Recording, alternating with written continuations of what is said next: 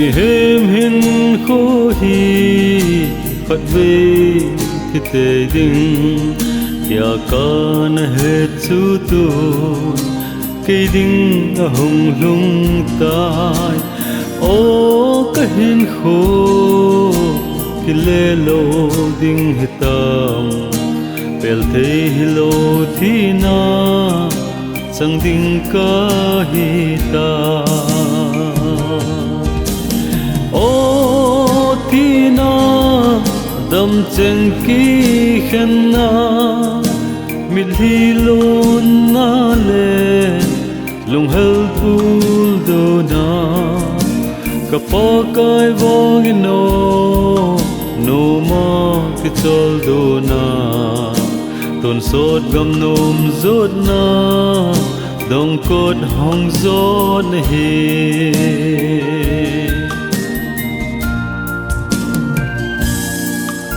mi hem hin kho hi khat ve thi te ding tia kan he chu tun ke ding a hong lung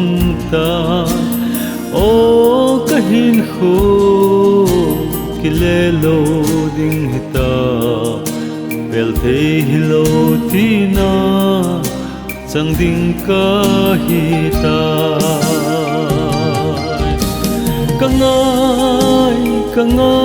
nghe je ka se nong koi zdi le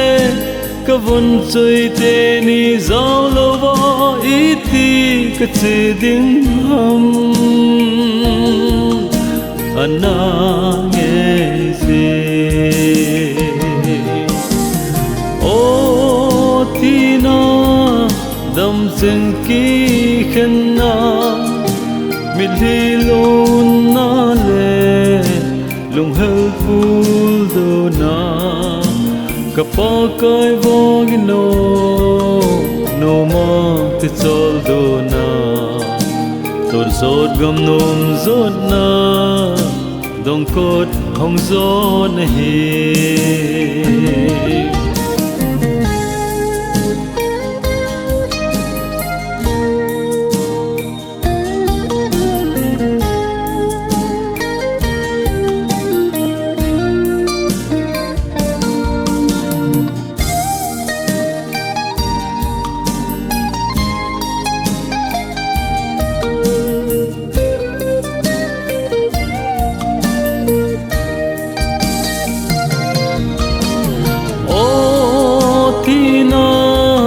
dam chen ki